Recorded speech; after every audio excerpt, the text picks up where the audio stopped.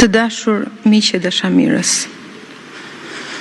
i nderuar Zoti Kryeministër,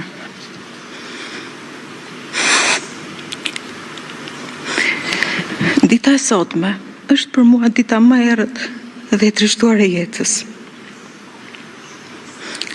Po ndahem me njeriu me të cilin kalova një çerek shekulli jetë dhe me të cilin më lidhen, përveç dashurisë, shumë ëndra, shpresa e zhgënjimet përbashkëta.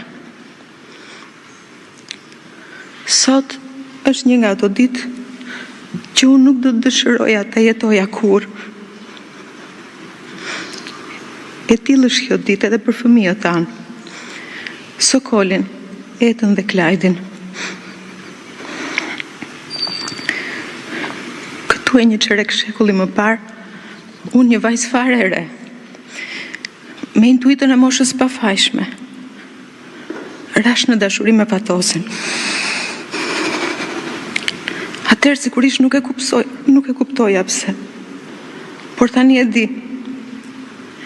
Kisha rënë në dashuri jo thjesht me Fatosin si person, por shumë më shumë se kaq. Kisha rënë në dashuri njëkohësisht edhe me vizionin e një Shqipërie ndryshe, komplet tjetër nga ajo që jetonim aso kohe. Të një Shqipërie që për herë më shumë lipsej të largohej me urgjencë nga tradita e saj shekullore e barbarisë, hakmarrjeve, liksive, primitivizmit, dhe të fitonte një kurs tjetër, civil, modern dhe europian. Dhe të gjitha këto do t'i gjeja tek Fatosi, gjë që më lejoni ta përsëris. Nuk e pata menduar me kaq qartësi atëherë.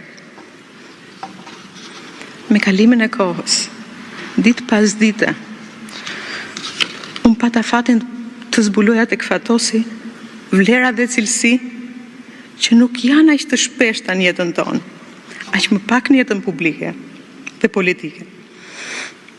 Për këtë arsye, e ndjej për detyrë publike dhe morale që disa cilësi të tijat,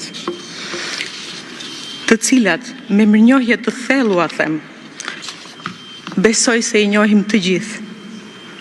Por mbase, kur vjen një moment si ky, ja vlen të përmblidhen.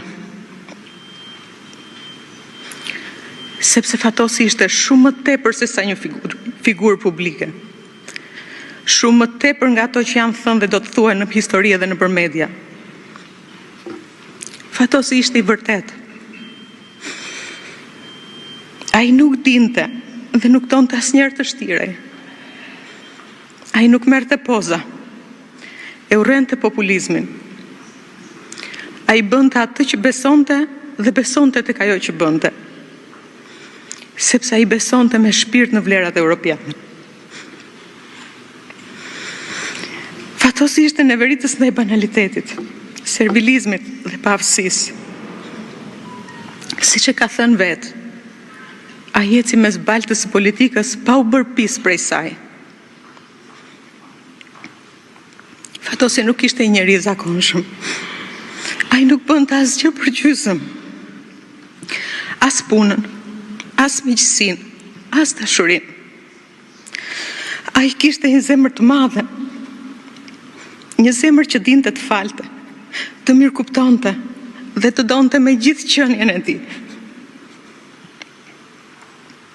Hakmarrja ishte një cilësi të cilën ai jo vetëm nuk e kishte, por nuk pranonte ta njihte. Më së miri, këtë e dëshmoi në periudhën kur e drejtoi qeverinë menjëherë pas burgimit pa drejtë, kur vendi ishte në prag të përplasjes më të madhe civile. Ishte sjellja e tij që rindërtoi atë që edhe pse nuk duket, është thelbi i jetës së një vendi. Paqja sociale.